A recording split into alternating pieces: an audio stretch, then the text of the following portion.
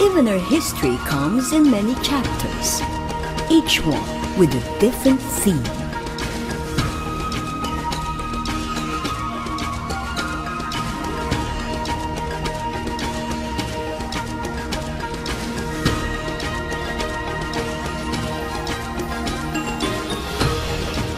Our colors come in infinite forms.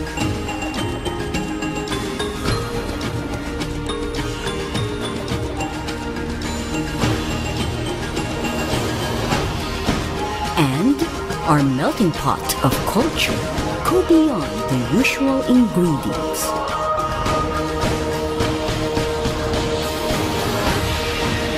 So, you can expect beyond the usual festivals every year.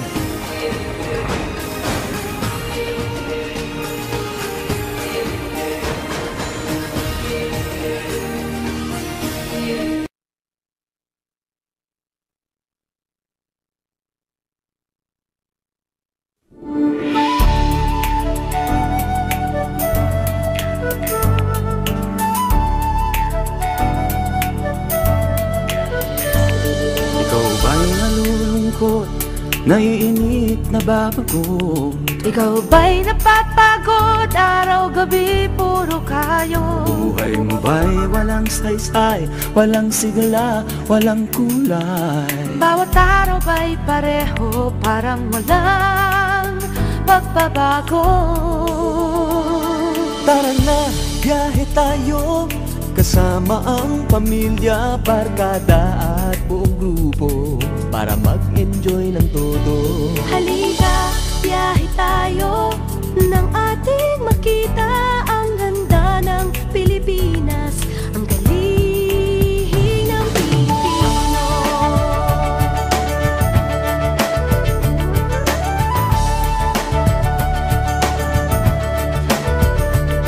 Napasyal ka na ba sa Intramuros at Luneta? Palawan, Bigan at Batanes, Subic, Baguio at Rice Terraces. Namasdan mo na ba ang mga binta ng Zamboanga, Bulkang Tal, Bulkang Mayon, Beach ng Boracay at La Union?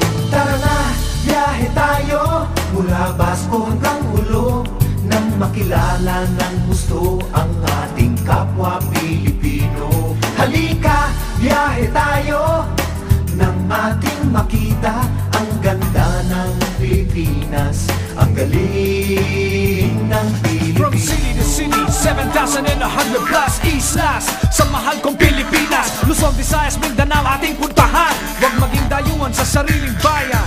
Nasubukan mo na ba mag-rapid sa pagsanghahan? Mag-diving sa Anilaw, mag-surfing sa Siargao. Natikman mo na ba ang sisig ng Pampanga? Duriang Davao, Bangus, Dagupan, Bicol Express at Lechong Balaya.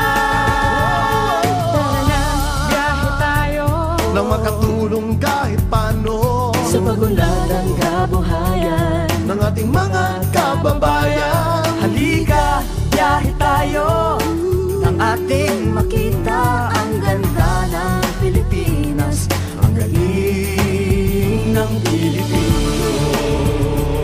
Nakisaya ka na ba sa pahiyas at maskara? Moriones at ati-atihan, Sinulog at Kadayawan. Namiesta ka na ba sa Peña Francia, sa Naga? Umakyat sa Antipolo, nasayaw sa Ubando. Tara na, biyahe tayo upang ating matamo ligaya at pagkakaibigan, kaunlaran, kapayapaan. Halika, biyahe tayo nang ating makita ang ganda ng Pilipinas, ang galing ng Pilipinas. Tara na, biyahe tayo upang ating matamo ligaya at pagkakaibigan, kaunlaran, kapayapaan. Halika, biyahe tayo nang ating makita ang ganda ng Pilipinas, ang galing ng Pilipino.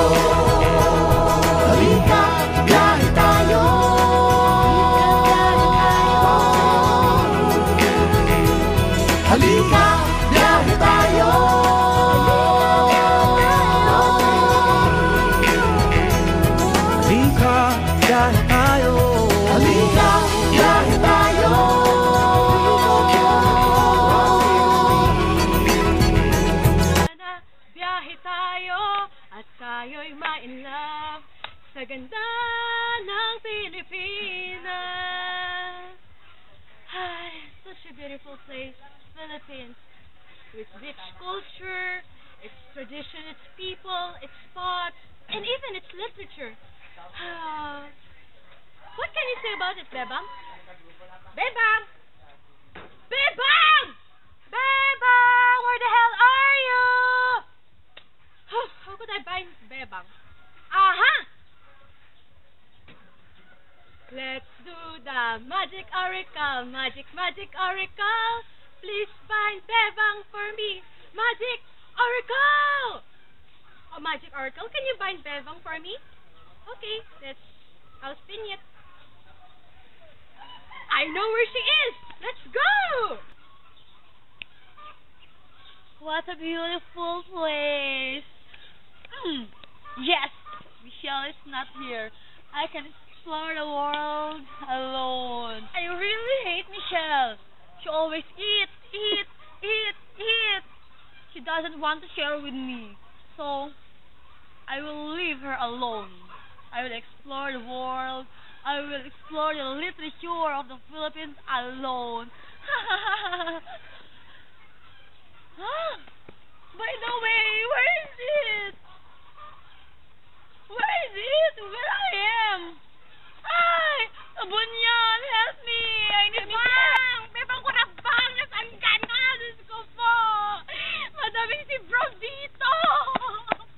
Mahawak ang aking virgin boobs! Aking virgin... my goodness!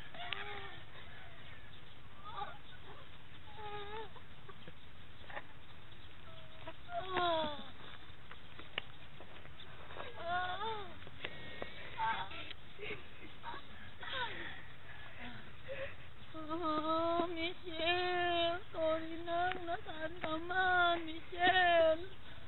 Akala ko, kaya ko mag-isa. Ikaw kasi yung takaw-takaw mo, doon ako binibigyan ng pagkain mo.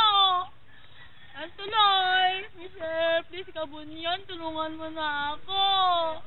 Nasaan ka na? Maawa ka sa akin, Bebang! Bebang! Uy, Bebang! Uy, Bebang! Uy, salamat mo kay Carl. Ay, you were dead. Ba't ka natatakot? Nagugulat. Michelle? Oh, si Michelle is so Michelle, I miss you. Michelle. Sorry na, Bebang. If I always ate the food, if I always didn't share it to you, sorry na. Patawarin mo na ako. Tara na. Sorry din, Michelle, because I used your toothbrush to clean our toilet bowl. Bebang, yak. Sorry na, please. Okay na. Okay na. Mag-okay na tayo. Pero Michelle, nasaan ba tayo? Hindi mo ba alam? Nandito tayo sa Ilocos. Ilocos region na to. Okay! Wow! Ilocos region! So let's welcome the Region 1 Culture and Literature. Woo!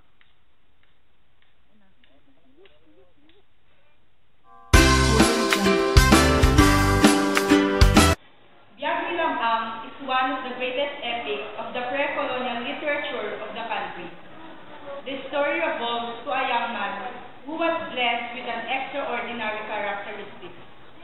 He used his power to get revenge for his father's death. The epic is family-oriented. We Filipinos always want to protect our family.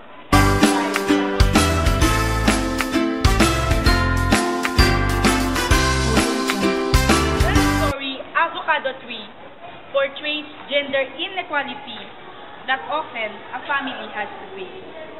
A literary piece highlighting the acceptance of the third sex community. I can relate this quote to Bigong Pag-asa. I'm standing over here, waiting for you to see that I am special, but you still don't notice me because it will never be me. Depicts a hopeless romance because the author was obsessed with the girl he loves the most. It teaches us that we should never expect love to be always... Mitch, yes. In Region 1 alone, its literature shows its richness that motivates us to explore Region 2. Wow. And Mitch, did you ever know that in Region 2, we can find the longest river? Oh, I didn't know that, Bebang. What particular place in Cagayan are you referring to? In my very own city, Mitch. Tuguegarao City, Wow, you must be Cagayan. proud of it. Wow. Thank you, Mitch. But did you also know, Bebang, that Region 2 is not also known for its magnificent and longest river, but it's also known for its abundant epics and folk songs? Yes. Like Biag ni Lamang? Yes! How did you know that, Bebang? Wait. And also Biag... Talaguerta? Yeah. Pamilinawen and... Yes. Iyarigta ka. But you forgot one. What? Biwag and Malana. I have said that a while ago. I'm sorry. So what are you waiting for? Let's visit one of the beautiful spots in Region 2, the Cagayan River. Woo!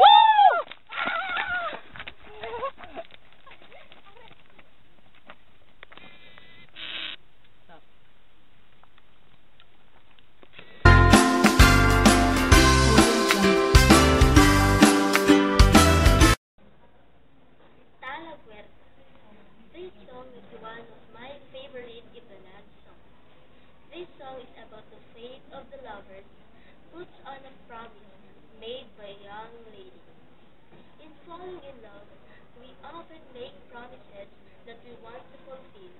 But when we are tested by a certain circumstance, we forget the promise, and worse, we forget the love in our heart. When you love someone, do not expect them to love you as much as you do, but love them so much that they do not want to love by anyone except you. Do not expect too much, so you'll never get disappointed.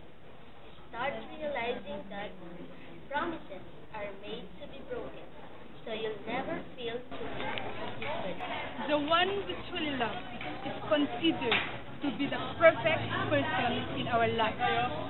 We don't see his negative side, but we focus ourselves to his positive side. And the moment we are with our loved ones, we feel intense happiness and contentment. That's the essence of Iyarig Taka.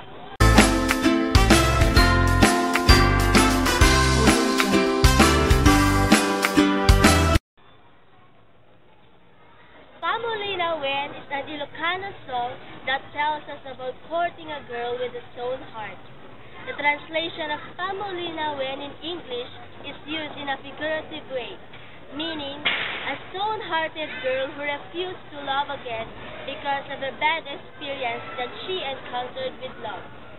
Love does not only provide us happiness, but it also disappoints us that leads us to close our heart to love again.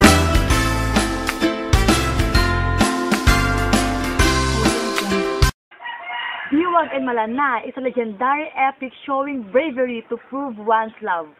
One of the characters portrayed the virtue of being humble. The people of Rizal trusted him, and he also got their sympathy. This legendary epic always reminds us that we should not use our authority or power to take advantage of other people. From Region 3, the Central Plains of Luzon is a life-giving region because it contains the largest plain in the Philippines, which produces most of the country's rice supply. That is why it is called the Rice Bowl of the Philippines. Miss Patufats is a story about an ordinary Filipina who lived a life of simplicity, but her simple life did not satisfy her, so she became a foreigner of her own native language and culture. We Filipinos tend to be like Miss Patufats, who often forget our own culture and even our language, because we have learned something new that made us known in our society.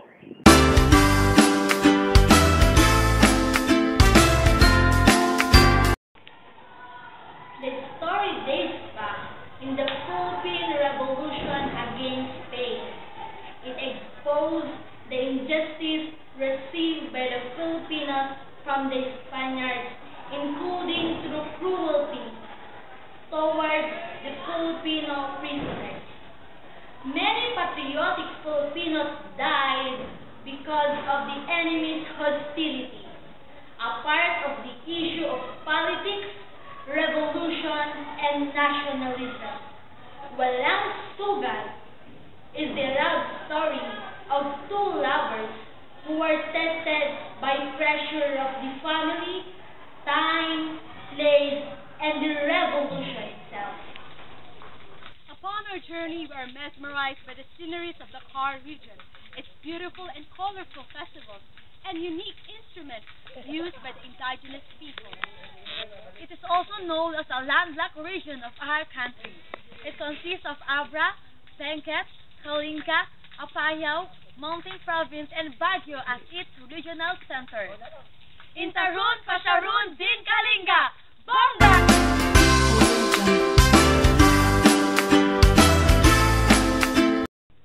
These are the lines that caught my heart from the story, The Wedding Dance. What was it made man wish for a child? What was it in life? In the work in field, in planting and harvest, in the silence of the night, and communing with husband and wife, the whole life tribe itself that made man wish for a child. Why is it when we find our true love, certain circumstances rise and we find hard to conquer it again? We come to a point that we are hopeless in fighting for forbidden love, and we come to realize that the only thing we have to do is to move on.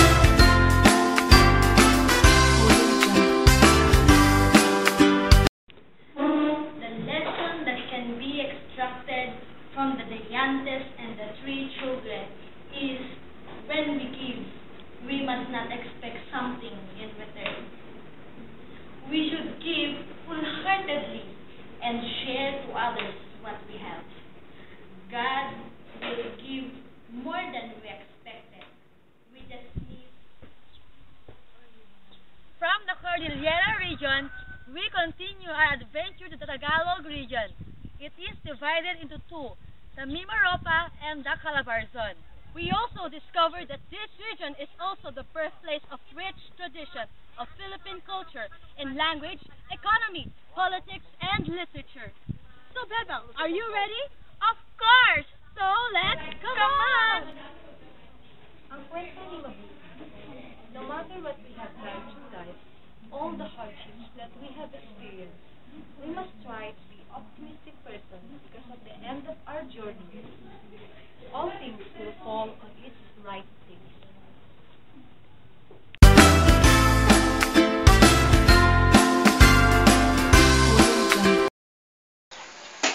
This book is about the exchange of letters between two ladies named Urbana and Felisa.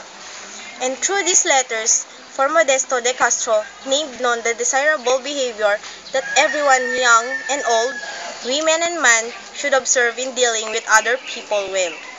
It is also shows that we need to follow the values and norms found in Christian teaching, but as importantly, to observe the proper mode of conduct as one dealt with people in the society. NCR is more commonly referred to as Metropolitan Manila. It is the country's premier urban region and considered to be the economic, social, political, and cultural center of the Philippines.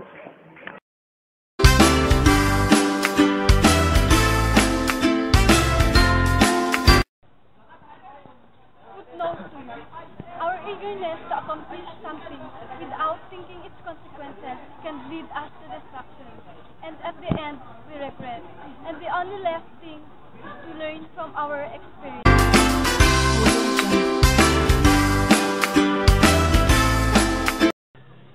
The poem, When I See a Barong-Barong, depicts a strong sense of nationalism, showing a positive regard for one's fellow men during times of Great Depression.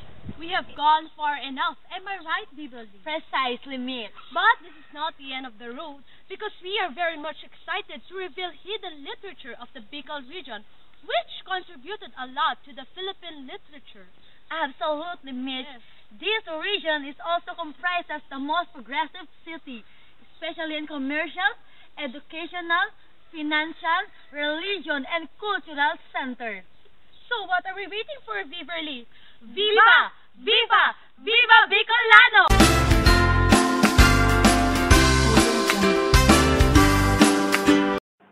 The poem To the Man I Married was written by the author to his husband. Her love for him runs deep, and no one could ever place or compare it. This poem manifests the true meaning of love.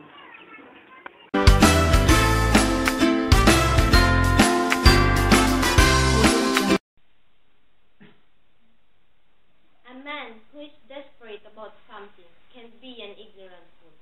If we want our life to progress, we must put words into action.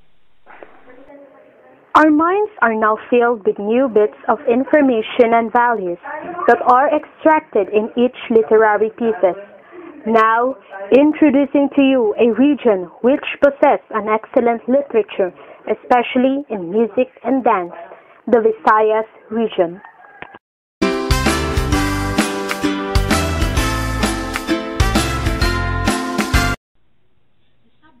Magnificence is child abuse, and the story manages to convey this primarily through imagery and point of view. This also illustrates the great role of a mother to her children and the virtue of trust. We should not trust a person easily that shows kindness to us because we don't know the intention and the kind of thinking he or she possesses.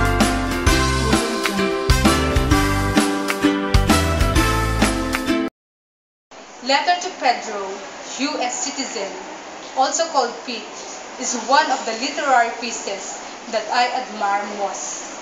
The writer of the letter is speaking to Pedro, his old friend, when they had shared plenty childhood memories with.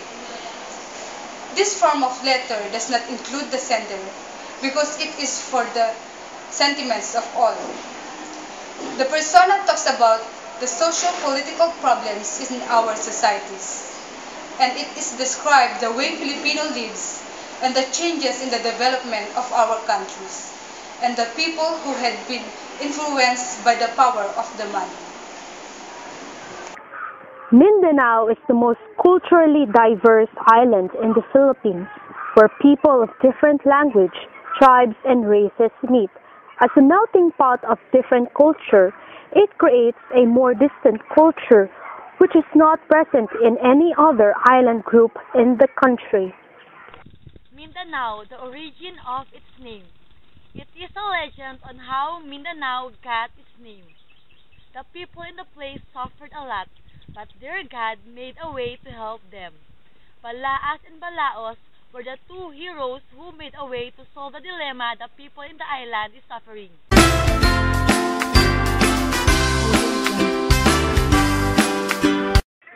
Today, abandonment is considered as a serious crime in many jurisdictions because it is considered as wrong in itself, due to the direct harm to a child and because of the welfare concerns. Amira is a poem of abandonment and regret.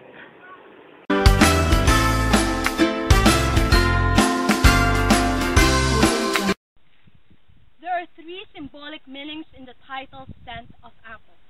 These are loneliness, exile, and isolation. Fabio, who is a Filipino-American citizen, feels that he is in exile even though he lived in America for many years.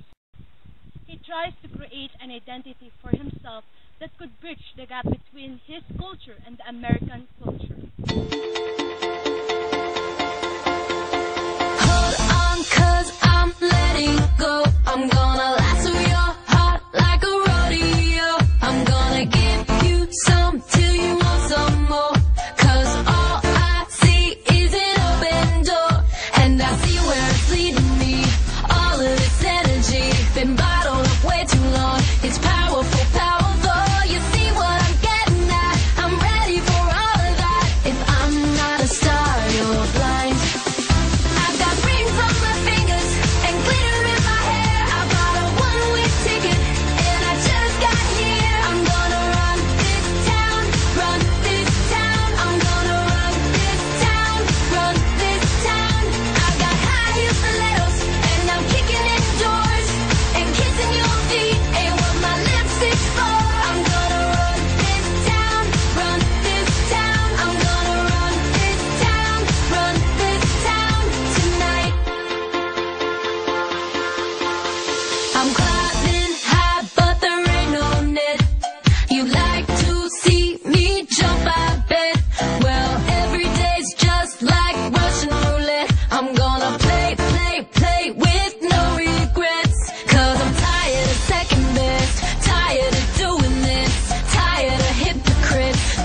like liquor.